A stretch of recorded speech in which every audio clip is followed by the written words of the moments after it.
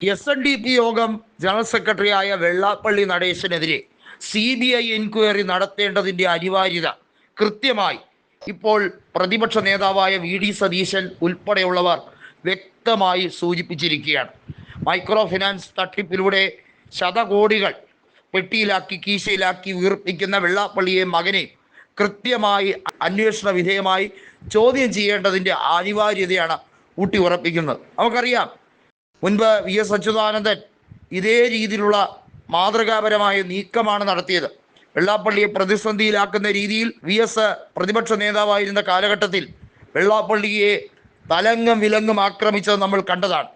VS 92-ാം വയസ്സിൽ അദ്ദേഹം 4ാം തവണ തുടർച്ചയായി മലമ്പുഴയിൽ മത്സരിക്കുമ്പോൾ അദ്ദേഹം പറഞ്ഞത് താൻ വീണ്ടും ജയിച്ച് മുഖ്യമന്ത്രിയായാൽ വെള്ളാപ്പള്ളിയുടെയും മകനെയും ജയിലിൽ അടയ്ക്കും എന്നത് തന്നെയാണ്. നമുക്ക് അറിയാം, പണ്ടൊരു മലയാളത്തിലൊരു സിനിമയുണ്ടായിരുന്നു, കണിച്ചുകുളങ്ങരയിൽ CBI എന്ന ഒരു തലവാചകമുള്ള ഒരു സിനിമ. അതുപോലെ തന്നെയാണ് ആപ്തവാക്യമായി മാറുകയാണ് വെള്ളാപ്പള്ളിയുടെ വസതിയിലേക്ക് CBI റെയ്ഡ് ഉണ്ടാകുന്ന കാലം വിദൂരമല്ല.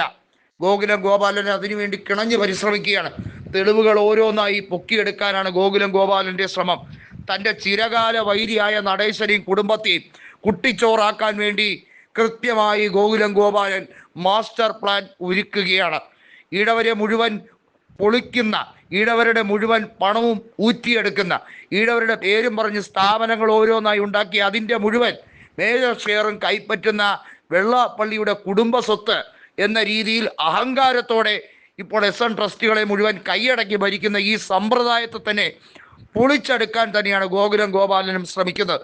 നമുക്കറിയാം, ഏറെ നാൾ പിണറായി വിജയനുമായി നല്ല ബന്ധം സൂക്ഷിച്ചിരുന്ന ഗോകുലം ഗോപാലൻ പയ്യെ അവരുമായി, അതായത് ഇടതുപക്ഷവുമായുള്ള ബന്ധം അത് കുറേശ്ശെ അത് അകലുന്ന ഒരു സാഹചര്യത്തിലേക്കാണ് കാര്യങ്ങൾ പോകുന്നത്.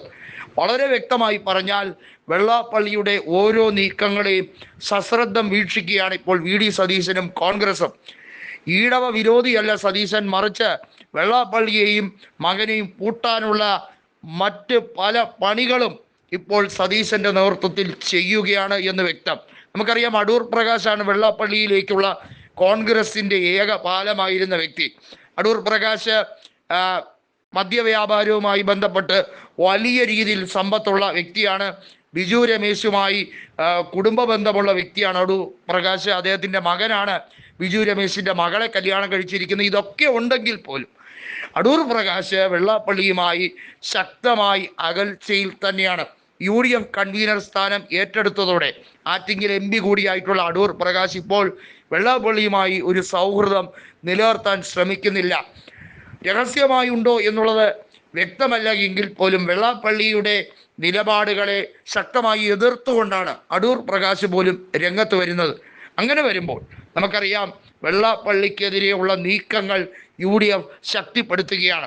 SNDPയുടെ ജനറൽ സെക്രട്ടറി സ്ഥാനം ഒഴിയാൻ കാത്തിരുന്നോളൂ എന്നാണ് K മുരളീധരൻ വെള്ളാപ്പള്ളിയെക്കുറിച്ച് പറഞ്ഞത്. UDF അധികാരത്തിലെത്താൻ ഇനി 9 മാസങ്ങൾ മാത്രമേ ബാക്കിയുള്ളൂ എന്നും നടേശൻ കണ്ണിൽ എണ്ണ ഒഴിച്ചിരുന്നോളൂ എന്നുമാണ് K മുരളീധരൻ പരിഹസിച്ചത്.